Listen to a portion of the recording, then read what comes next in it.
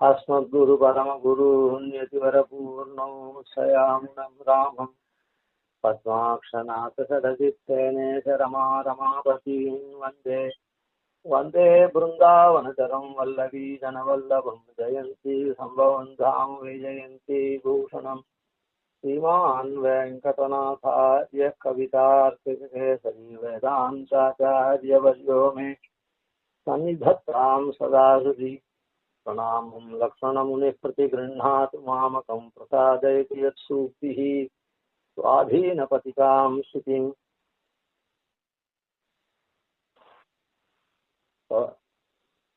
सवसितावधूतपरवादि वैभवाः निगमान्तनीतिजलदे स्थलस्पृशः प्रतिपादयन्ति गतिमापवर्गकीं यति सार्वभौमपदसात्विकाशयाः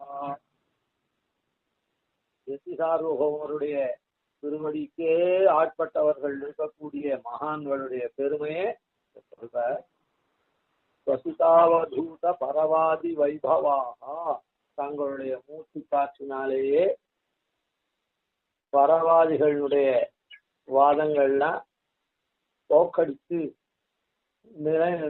நன்னறியை நிலைநாட்டக்கூடியவர்கள் வேதாந்தார்த்தத்தை நிலைநாட்டக்கூடியவர்கள் சொல்லப்படுறது.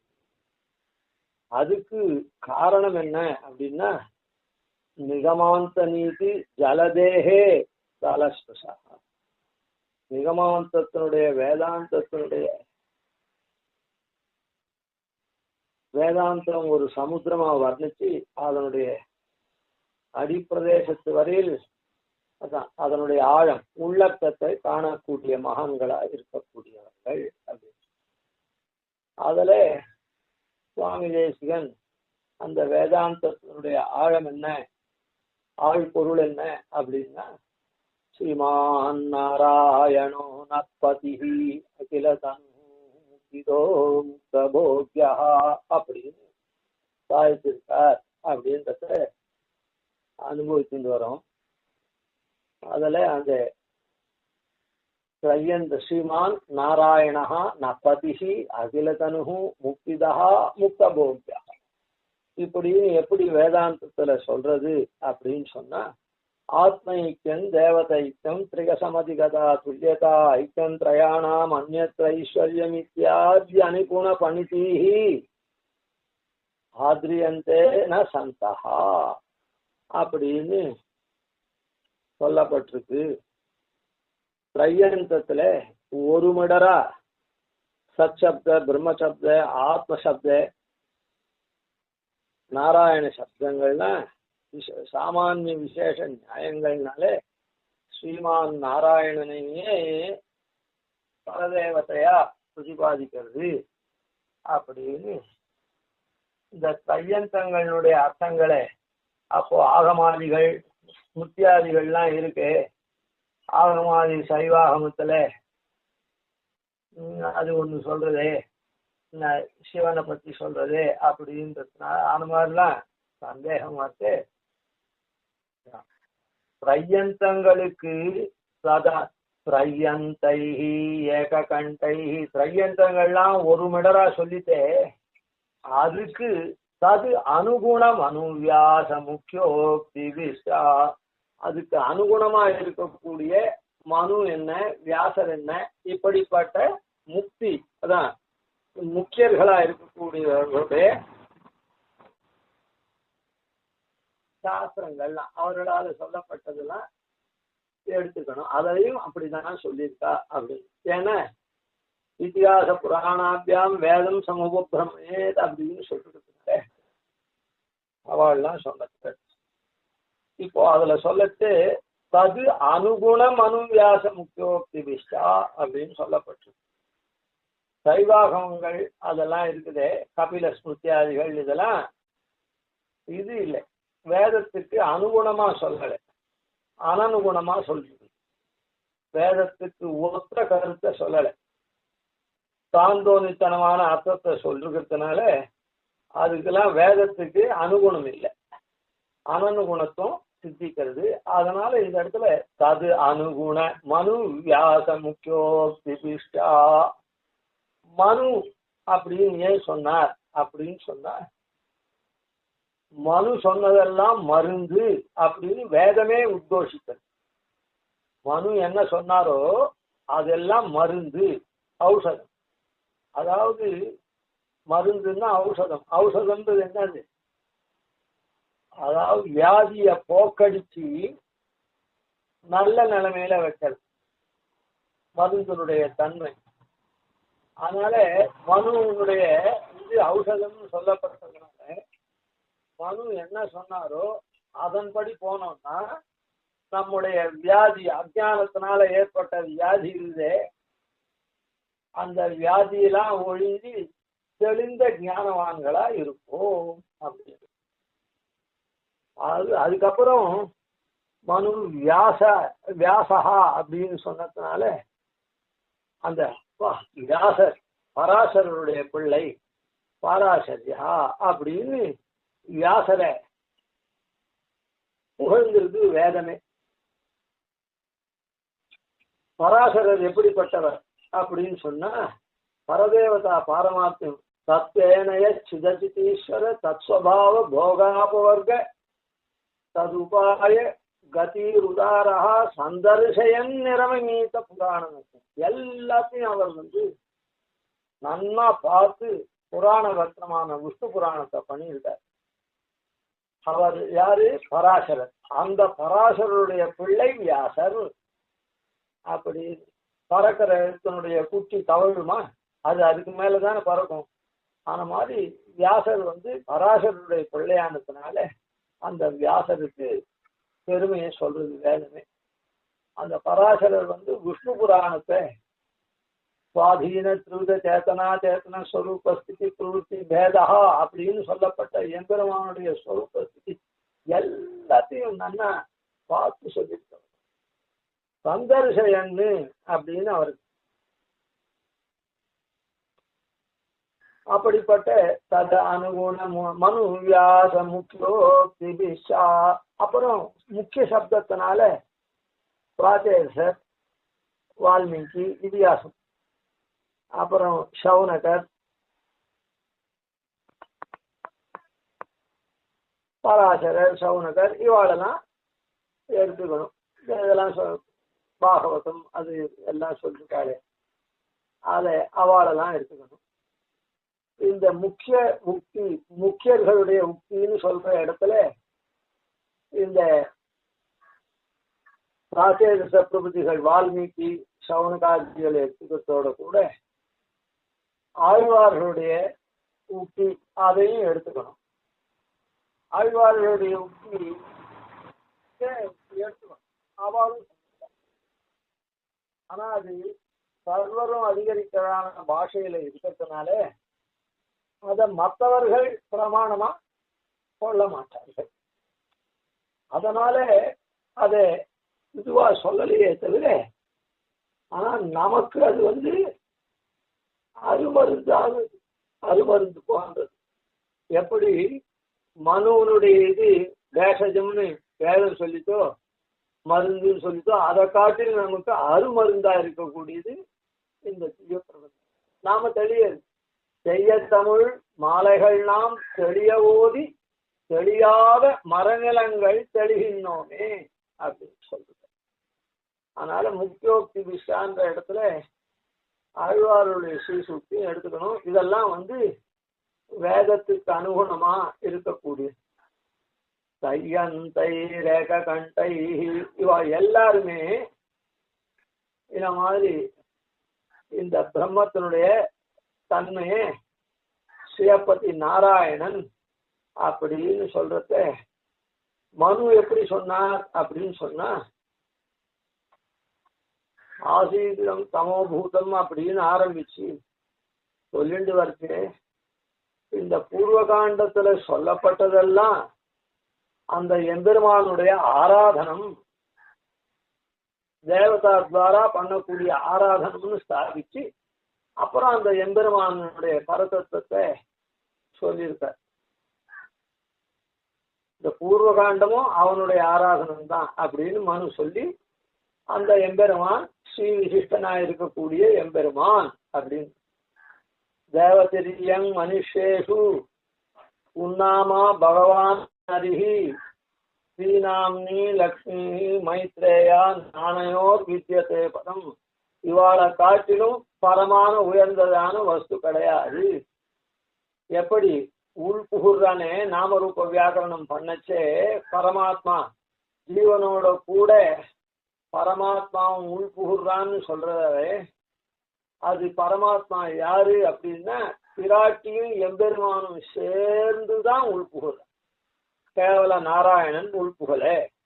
தேவதிரியங் மனுஷேஷு உன்னாமா பகவான் நரிஷி. இந்த ஸ்ருதி என்ன சொல்றது அப்படின்னு சொன்னா, ஜீவனோட பரமாத்மாவும் உள்புகுந்துதான் நாமரூப வியாக்கரணம் பண்றது. ஒரு உருவமும் பேரும், அதுக்கு பேரும் உருவமும் தருது அப்படின்னு சொல்லியிருக்கு. அந்த பேரும் உருவம் தரக்கூடிய அந்த பரமாத்மா ஜீவனோட உள்புகுறானே, அது யாரு அப்படின்னு சொன்னா ஸ்ரீநாம்னி லக்ஷ்மி மைத்ரேயா நாணயம். அதாவது புன்னாமா பகவான் நதி எதுக்கு புல்லிங்க சப்தத்தை கொண்டிருக்கோ அதெல்லாம் அரியனுடைய பெயரை வச்சிருக்கு. உள்புகுறத்துல அரியனுடைய பெயரை வச்சிருக்கு. எதெல்லாம் பெண்பாலான சப்தங்களோ பெண்பாலோ அதெல்லாம் லக்ஷ்மியினுடைய பெயரை வச்சிருக்கு. அதனால அனையோகம் ந வித்யதே பரம் அப்படின்னு சொல்லி இந்த ரெண்டு பேரை காட்டிலும் வேற யாரும் உயர்ந்த வளையர். அதனால அந்த பரமாத்மான்றது இந்த தம்பதிகளா தான் உள்ள புகுதா. அது மாத்திரம் இல்ல, கரந்தெங்கும் பரந்துடன் அப்படின்னு எல்லா இடத்துலயும் சர்வ வியாபியா இருக்கானே, அது யாரு அப்படின்னு சொன்னா அதுவும் இந்த ரெண்டு பேர் தான். யதா சர்வகதோ விஷ்ணு விஷுல் வியாப்தோன்னு அந்த பறந்து இருக்கிற தன்னை அந்த விஷ்ணுக்கு மாத்திரம் இல்லை, யதா சர்வகதோ விஷ்ணு சதையேயும் விஜயோத்தமா இவனும் அப்படியே பறந்து நிற்கிறா. அப்பதான் ஆள வந்தார் சாய்கிறேன். காடோபகூடானிதே சாந்தானந்த மகாவிபூதி பரமம் யத்பிரம்ம ரூபம் அரேஹே மூர்த்தம் பிரம்ம ததோபி தத்ரயதரம் ரூபம் யதத்யத்புதம் யான்யன்யானி யதாசுரம் விஹரதோ ரூபாணி சர்வாணி தானி ஆகுஸ்வை அனுரூப ரூப விபவைஹி காடோபகூடானிதே அப்படின்னு ஆள வந்தார். பாஷ்யக்காரரும் பகவன் நாராயண அபிமத அனுரூப ஸ்வரூப ரூப. அதனால எம்பெருமான் ஸ்வரூபத்திலையும் அபிமதமாவும் அனுரூபமா இருக்கா அப்படின்னு பாஷ்யக்காரரும் சாதிச்சிருக்க. அதான் அந்த மாதிரி விஷயத்தை அந்த விஷ்ணு புராணம் பராசரர் வியாசர் தன்னுடைய சுருக்கத்துல விஷ்ணு புராணத்துல பராசரர் சொல்றார். அதையேதான் அவருடைய பிள்ளையா இருக்கக்கூடிய வியாசர் காரணத்துவ அபாத்தியத்துவ உபாயத்துவ உபேயத்துவம்னு சொல்லக்கூடிய 4 அத்தியாயங்கள்லயும் சூத்திரத்துல சாதிச்சிருக்கார். அதுக்காக தான் 4 ஸ்லோகங்கள் சத்துஸ்லோகி பண்ணியிருக்கார். 4 அத்தியாய பிரதிபாத்தியன் எம்பெருமான்றா போல அந்த எம்பெருமான் இருக்கான்றத யாரு ஆறாவது சாதிச்சிருக்கார்.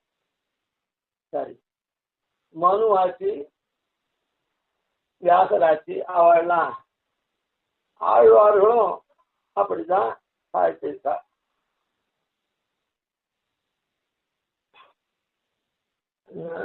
ததனுகுண மனு வியாச முக்கியோக்தி என்ன ஸ்ரீமான் நாராயணா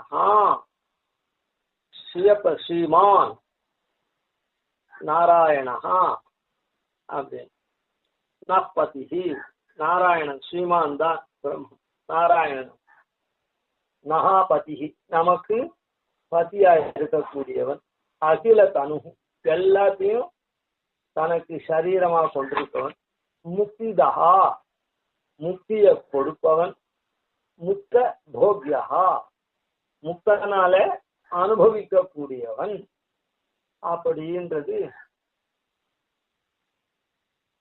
இங்க சொல்லப்பட்டது. இப்போ முக்த போக்யா அப்படின்னு சொல்லிட்டு முக்தர்களால அனுபவியன் அனுபவிக்க கூடியவன் அப்படின்னு சொல்றதுனால முக்தர்கள் போய் அங்க அடையறான்னு அர்த்தம். முக்தர்கள் போய் அவன் அடைஞ்சி அனுபவிக்கிறான் அர்த்தம். அப்போ ஆத்மாவுக்கு எல்லாம் இந்த பிரபஞ்சத்துக்கும் ஈஸ்வரனுக்கும் ஐக்கியம் சொல்லிட்டா அவனை போய் எப்படி முக்த போக்யகான்னு சொல்ல முடியும்? முக்தர்கள் முக்த போக்யா எம்பெருமான் அப்படின்னு சொன்னா முக்தர்கள் வேற, அவளால் அனுபவிக்கக்கூடியவன் வேறன்னு. அதனால ஆத்ம ஐக்கியம் பிரபஞ்சத்தோட கூட ஈஸ்வரனுக்கு ஐக்கியம் சொல்றது சரியில்லை. தேவதைக்கியம் அப்படின்னு சொல்றதுனால அத முக்திதா அப்படின்னு சொல்றதுனால அது மறுக்கப்படுறது. மோட்ச ரூப பல பிரதானம் பண்ணக்கூடியவன் அப்படின்னு அர்த்தம் முக்திதகான்னா. அதாவது ஒவ்வொரு தேவதைகளுக்கும் ஐஸ்வர்யம் இச்சேத் உதாசனாத், ஆரோக்கியம் இச்சேத் பாஸ்கராத், ஞானம் இச்சேத் சங்கராத், மோட்சம் இச்சேத் ஜனார்தனாத் அப்படின்னு சொல்றதுனால ஒவ்வொரு தேவதைகளிடத்திலேருந்து ஒவ்வொரு பலனை பெறறதுக்கு சாஸ்திரம் விதிச்சிருக்கிறதுனால இப்போ தேவதை ஐக்கியம் எல்லா தேவத்தையும் ஐக்கியம் அப்படின்னு சொல்றது எப்படி பொருந்தும்?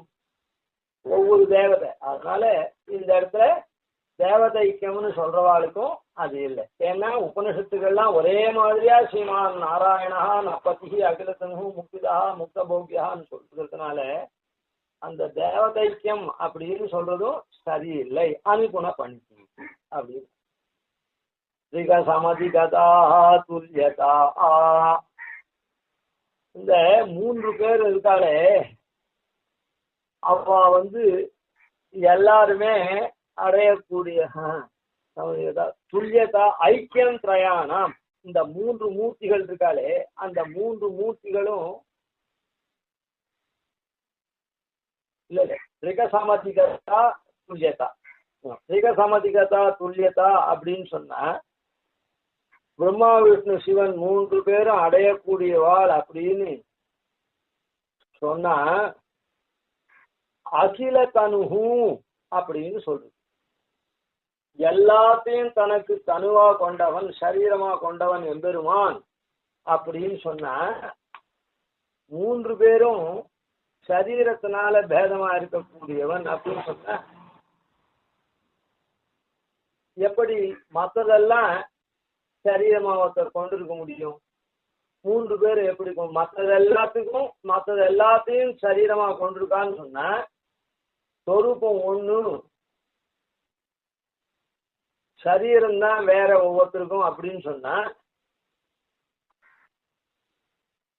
மற்ற சரீரத்தை எப்படி எல்லாத்துக்கும் தனுகும் அகில தனுகும் சர்வ சரீர கன்றது வராது. அதனால திரிகசமதிகதா துல்யதா அப்படின்றதும் போயிடும். ஐக்கியம் திரயாணா 3 பேர்களுக்குள்ள ஐக்கியம் அப்படின்னு சொன்னா அந்த இடத்துல திரிகசமதிகதா அப்படின்றதுனால மும்மூர்த்திகளும் அடையத்தக்கவாள் அப்படின்னு சொன்னா எல்லாத்தையும் சரீரமா கொண்டிருக்க பொருந்தாதுன்னு சொன்னோம். அதுக்கப்புறம் ஐக்கியம் திரயாணாம் 3 பேருக்கும் ஐக்கியம். நஹாபதிஹி நப்பதிஹின்னு சொல்றோம். நப்பதிஹி அப்படின்னு சொல்றதுனால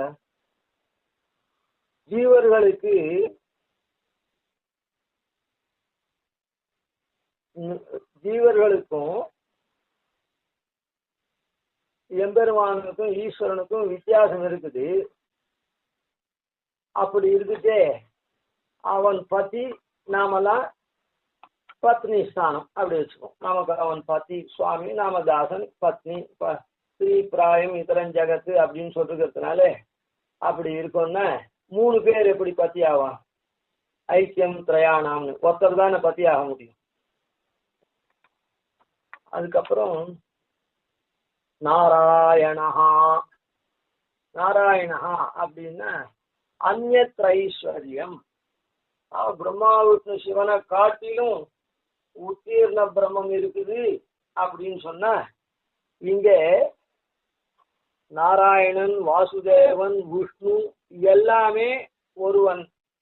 அதனால நாராயணன் சொல்றதுனால இந்த இடத்துல அந்நியத்ரைஸ்வர்யம் உத்தீர்ண பிரம்மம் ஒண்ணு இருக்குது அப்படின்னு சொல்றது இந்த நாராயண சப்தத்தினால பரிகரிக்கப்படுறது. அதுக்கப்புறம் கேவல நாராயணன் தான் அப்படின்னு சொல்றது ஸ்ரீமான் அப்படின்றதுனால பரிகரிக்கப்படுறது. பிராட்டியோட கூடினவன், ஸ்ரீயோட கூடினவன் அப்படின்னு. இந்த ஸ்ரீயோட கூடினவன்னு சொல்றதுதான் எல்லாருக்கும் ஒரு பிரமிப்பை ஏற்படுத்துறது. ஸ்ரீ சப்தத்துக்கு விசேஷமா அந்த ஸ்ரீ சப்தத்துல ஸ்ரீயதே, ஸ்ரயதே, ஸ்ருணோதி, ஸ்ராவயதி, ஸ்ருணாதி, ஸ்ரீணாதி அப்படின்னு அருவுருவானவை தன்னை அடைந்திட தான் அடைந்து வெறுரை கேட்டு அவை கேட்பித்து அகற்றும் வினவிலக்கி இருதலை அம்புதனால் எமை இன்னடி சேர்த்தருளும் திரு அப்படின்னு அதுக்கு நிர்வச்சனம் இருக்கிறதுனால ஸ்ரீயத்தே ஸ்ரயத்தே எல்லாரும் நாம தான் அவ அடையும்படியா இருக்கா. அவ நமக்காக எம்பெருமான அடையிறா. நாம சொல்றத அவ கேட்கிறா கூக்குரல. அந்த கூக்குரலை எம்பெருமான கேட்கும்படி செய்யறா. நமக்கு பாபத்தெல்லாம் போக்கடிக்கிறா. எம்பெருமானிடத்துல பரிபக்குவமான நிலைய கைங்கேயத்துக்கு பரிபக்குவமான நிலைய உண்டாக்குறா அப்படின்னு சொல்றதுனால இதெல்லாம் இதுல பிராயசா புருஷகாரத்துவத்தை சேர்ந்ததான குணங்கள் இருக்கிறதுனால இந்த ஸ்ரீயானவள் பிராட்டியானவள் புருஷகாரம் பண்றா. புருஷகாரம் பண்ணச்சே ஒருத்தர்கிட்ட போய் ஒருத்தர் சிபார்சு பண்றான்னா சிபார்சு பண்றவா தாழ்ந்தவாள் தானே, அவாதான வசதி அப்படின்ற ஒரு பிரமம் கொள்ளும்படியா சேர்ந்துருது. அதனால பிராட்டி உபாயத்துல இல்ல, அதாவது இவனை ஏற்றுக்கொள் அப்படின்னு பரிந்துரை பண்ணச்சே, சிபார்சு பண்ணச்சே இவளுக்கு என்ன அதிகாரம் இருக்குது இவ ஏத்துக்கிறதுக்கு? இவ சிபார்சு பண்றா பெருமாள் இடத்துல, பெருமாள் அங்கீகாரம் பண்றான் அப்படின்னு ஒரு பிரமம் கொள்றான். அந்த ஸ்ரீ சப்தத்தினால வரக்கூடியதான இந்த அந்த பிரமத்துக்கு இன்னும் கொஞ்சம் கூட இருக்குது. சரணவ சப்தம் அது இது எல்லாம் இருக்குது. 2 திருவடிகள்னு சொல்லிட்டதுனால இது 2 பேரும் உபாயமானா 4 திருவடிகளாச்சு அப்படின்லாம் ஒரு சந்தேகம் வருது. அதெல்லாம் போகட்டான். அதனால இப்படி மருளக்கூடிய தன்மை அதுக்கு இருக்குது. ஆனா இதுக்கு ஒரு உதாரணம் சொல்றேன். ஒரு கம்பெனியில நிச்சயமா அட்மினிஸ்ட்ரேட் பண்றதுக்கு போர்டு இருக்கே, போர்ட் ஆஃப் டைரக்டர்ஸ் எத்தனையோ பேர் இருக்காளே, அந்த போர்ட் ஆஃப் டைரக்டர்ல ஒருத்தர் ஃபுல் டைம் டைரக்டரா அந்த கம்பெனியை நிர்வாகம் பண்ற அவளால தெரிந்திருக்கப்பட்டு மேனேஜிங் டைரக்டர் அப்படின்றவர்.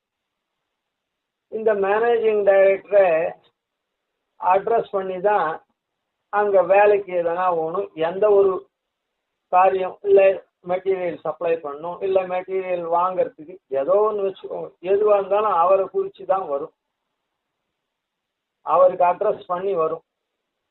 அதாவது சின்ன விஷயங்கள்லாம் அவரே பண்ணுவார் இருக்கட்டும், பெரிய விஷயங்கள்ல போர்டில் வச்சு தான் அதை பாஸ் பண்ணணும். இந்த பர்டிகுலர் கேஸை எடுத்துக்கலாமா, இவாளை அப்பாயின்மெண்ட் பண்ணலாமா, ஜெனரல் மேனேஜரா, இல்லை இவனுடைய ப்ராடக்டை வாங்கலாமா, இல்லை இவனுக்கு அந்த ப்ரமோட்டரா எடுத்துக்கலாமா அப்படின்னு ஏதோ ஒன்று கேட்கலான்னு வச்சுக்கோ. அதை போர்டில் கொண்டு யார் சப்மிட் பண்ணுவா, ரெக்கமெண்ட் பண்ணுவா, வந்திருக்கிறதெல்லாம் ஸ்க்ரூட்டினைஸ் பண்ணி ஆராய்ந்து இதை நாம எடுத்துக்கலாம் அப்படின்னு போர்டில் கொண்டு வைப்பா. யாரு? அந்த எம்டி வைப்பா. இப்போ அதுல அபிப்பிராய பேதம் இருக்குதுன்னு வச்சுப்போம். அந்த போர்டுல எம்டியும் இருக்கார், இவருடைய அபிப்பிராயமும் அதுல இப்போ 9 பேர் இருக்காங்கன்னா எம்டியும் சேர்த்து 5 பேர் யாருக்கு ஓட்டு போடுறாளோ அவளுக்கு தான் அது சக்சஸ் ஆக போகுது. அதை போல இந்த இடத்துல இப்போ எம்டி ஃபார்வேர்டும் பண்றார், ரெக்கமெண்ட் பண்றார், வந்தத்தை தான் படிச்சு பார்த்துட்டு இது சரியா இருக்கும்னு போர்டுக்கும் அனுப்புறார். அப்புறம் அந்த போர்டு டிசைட் பண்ணச்சே இவரும் அதுல ஒரு டிசைடிங் அத்தாரிட்டியா இருக்கார். அதை போலதான் பிராட்டி பரிந்துரையும் பண்றா, அங்க அவனோட சேர்ந்து மோக்ஷயிஷ்யாமி அப்படின்னு சங்கல்பிக்கிறான். இதுக்கு ரொம்ப கஷ்டப்படுறா. சரி, அதை பத்தி ஒண்ணும் இல்லை, நாம மேல போவோம். அதனால ஸ்ரீமான் தான் என்னது பரதெய்வம், பரமாத்மா, பிரம்மசப்தம். ஸ்ரீமான் நாராயணா, ஸ்ரீமான் பிராட்டியோட கூடி இருக்கக்கூடியவன் நாராயணன் தான். நப்பதி, நமக்கு சுவாமியா இருக்கக்கூடியவன். அகிலத்தனு, இவன் ஸ்ரீமான் அப்படின்னா பிராட்டியோட கூடி இருக்கக்கூடியவன். நாராயணா, நாராயணாமயனம், நாராக அயனம் யஸ்யா அப்படின்ற ரீதியில தத்புருஷ பகுரி சமாசத்தினால நாரங்களுக்கு இருப்பிடமா இருக்கான், நாரங்களே இருப்பிடமா கொண்டிருக்கவனா இருக்கான் அப்படின்னு 2 பங்கும். நான் உன்னை அந்நியிலேன் கண்டாய், நாரணனே நீ என்னை அந்நியிலை அப்படின்ற ரீதியில நமக்குள்ளேயும் இருக்கான், நமக்குலாம் இருப்பிடமாவும் இருக்கான். நாம நாராயணனை ஆதாரமா கொண்டிருக்கோம், இருப்பிடமாவும் இருக்கான், நமக்குள்ளேயும் அவன் இருக்கான் அப்படின்றத அதனால நாராயணன் அப்படின்னு சொல்ற. அவன் தான் நமக்கு பதிகி, நப்பதிகி. அது மாத்திரம் இல்லை, அவன் அகில தனுகு.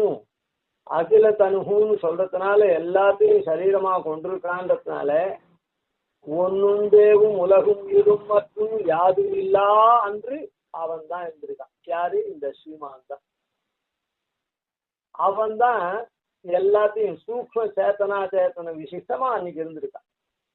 அதுக்கப்புறம் தேவரலகோடு உயிர் படைத்தான் அப்படின்ற தசையில அந்த சிருஷ்டி காலத்துல அவன் தான் இப்படி ஸ்தூல ரூபமான சரீரத்தை கொண்டிருக்கான். எப்படி சின்ன குழந்தையா இருந்துட்டே உருவம் ரொம்ப சின்னதா இருக்கு, அப்புறம் விரிச்சு நன்னா இருக்கு. இப்போ வச்சுக்குமே கர்ப்பத்துல இருந்துட்டே அது ஏதோ எல்லாம் சுருங்கி கை கால் கண்ணு மூக்கு அது இதெல்லாம் ரொம்ப வியக்தமா தெரியாது, அப்படியே இருக்குது. அப்புறம் பிறக்குச்சு எல்லாம் கை கால்லாம் விளங்கிடுது. அப்புறம் இன்னும் பெரியவனா போயிட்டு இன்னும் பெருசு பெருசா எல்லாம் ஆகுது. அதுபோல எம்பெருமான் சூக்ஷ்ம சேத்தனா சேத்தன விசிஷ்டமா சூக்ஷ்ம சேத்தனா சேத்தனத்தை தனக்கு சரீரமா கொண்டிருக்கான் பிரளய காலத்துல. அவனே ஸ்தூலமா நான் பலவாறாக ஆகிறேன் அப்படின்னு தேவருலகோடு உயிர் படைத்தான்னு சொல்லக்கூடிய ரீதியில அவன் பலவாறு ஆகிறான். அதனால இப்ப என்ன ஆகுது, எம்பெருமான் அகில தனுகுன்னு சொல்றதுனால சூக்ஷ்ம தசையிலையும் சரி, ஸ்தூல தசையா இப்ப தெரியுத பார்க்கக்கூடிய பிரபஞ்சமா இந்த தசையிலையும் இந்த சேத்தனா சேத்தனத்து மொத்தத்தையும் அவன் சரீரமா கொண்டிருக்கான். அகில தனுகு அவன் தான் முக்திதா. யார் காரணமா இருக்கானோ அவனை தியானம் பண்ணணும் இதுல இருந்து விடுபடுறதுக்கு அப்படின்னு சொல்றதுனால அந்த அவனை தான் நாம தியானம் பண்ணணும். அவன் தான் எதுக்காக? முக்திதா. அவன் தான் முக்தியை கொடுக்கணும். சரி, முக்தியை கொடுக்கறான்னா அங்க போய் வேற யாரைனா அனுபவிக்கிறோமா அப்படின்னா இல்லை, அவன் மொத்தம் தானே ஸ்தூல சேத்தனா சேத்தன விசிஷ்ட பிரம்மமா அவன் இருக்கான். அதனால முக்த போக்யா, இங்கிருந்து விடுபட்டு சம்சாரத்திலேருந்து விடுபட்டு போறவனும் அங்க அனுபவிக்க கூடியவனா இருக்கான், அவன் அனுபவியனா இருக்கான் அப்படின்றது வேதாந்த சாஸ்திரத்தினுடைய சூக்ஷ்மார்த்தம். இந்த சூக்ஷ்மார்த்தத்தை அவ தெரிஞ்சிருக்கிறதுனால இப்படி ஆத்ம ஐக்கியம், தேவத ஐக்கியம், திரிகசமதிகதா துல்லியதா ஐக்கியம் திரயாணாம் அப்படின்னு சொல்லக்கூடிய நைபுண்ணியம் இல்லாத வார்த்தைகள்ல அவ என்ன பண்றா, அதாவது ஊனக்கண்ணால பார்க்கக்கூடியவன் மாம்ச சக்ஷு வெளிப்பொருள் தான் தெரியும். அதே ஞான சக்ஷுனால பார்க்கக்கூடியவனுக்கு உட்பொருள் தெரியும். அத போல இந்த உடம்புல சாதாரண பிராணவாயு அந்த மூச்சு காத்தான அது என்ன பண்ணும், சாதாரணமான அத உஷ்ணத்தை ஏதோ அது வெளியிடும். ஆனா இது நிஸ்வசனம் வேதாகன்ற ரீதியில வேதம் எம்பெருமானுக்கு மூச்சு காற்று போல வேதத்தினுடைய அர்த்தங்கள் இவாளுடைய மூச்சு காத்தா எம்பெருமானே சாட்சாத் நாராயணனே ஆச்சாரிய வடிவு கொண்டு மனித வடிவு கொண்டு அவதரிக்கலாம்னு சொல்ற பிரமாணத்தினால இவா வேதார்த்தங்களை நன்னா தெரிஞ்சிட்டு இருக்கனால இவா அந்த மூச்சு காற்று என்ன வருது, வேதார்த்தங்கள் வருது. அது வந்ததுன்னா அவளுடைய வாதங்கள் தான் போக்கடிக்கப்படுறது அப்படின்னு இங்க சொல்லப்படுறது. ஸ்வசித்த அவதூத பரவாதி வைபவா. அதனால மூச்சு காற்றுனால எப்படி அது போக்கடிக்கிறது அப்படின்னு சொன்னா பரவாதிகளுடைய வாதங்கள்லாம் அதான். அதாவது பேச்சு மூச்சு அப்படின்னு, பேசுறதுக்கு காரணம் மூச்சு. அந்த மூச்சு காற்று இருந்தாதான் பேச முடியும். அந்த மூச்சு காற்று இவாளுக்கு எப்படி சக்ஷுஸ்ல மாம்ச சக்ஷுஸ் ஞான சக்ஷுஸ்ன்னு இருக்கோ அதே மாதிரி இந்த பிராணன்லையும் என்ன சாதாரண பிராணன் இந்த மாதிரி இதுவா இருக்கக்கூடிய, ஏன்னா இங்க இருக்கக்கூடிய இது வேதமயமா இருக்கக்கூடிய அந்த பிராணன் இருக்கு, அந்த மூச்சு காற்றுனால இவா பரவாதிகளுடைய வாதங்கள்லாம் ஒடுக்கி பெருமைப்பட்டவர்களா விளங்குகிறார்கள் அப்படின்னு இந்த ஸ்லோகத்துல சொல்றது. அதனால இவா என்ன பண்றா அப்படின்னு சொன்னா இப்படி பெருமையுடையவராக பிரதிபாதயந்தி கதிமாபவர்கி. அதனால ஆபவர்கி கதி மோட்ச சம்பந்தமான கதியை சுதிபாதயந்தி உபதேசிக்கிறார்கள் அப்படி. இதே அடுத்ததுல பார்ப்போம். கவிதார்த்தே சிம்ஹாய கல்யாண குணசாலினே ஸ்ரீமத்தே வெங்கடேசாய வேதாந்த குரவே நமஹ. திவன்சரவோபாதீன சிவத்யான் வஜேனிஷம் ஸ்ரீரங்கபூர்வசரிதித்யதீசானபதாஸ்ரயம் சிவத்சவம் சகலகம் வந்தே ஸ்ரீகிருஷ்ணதேசிகம்.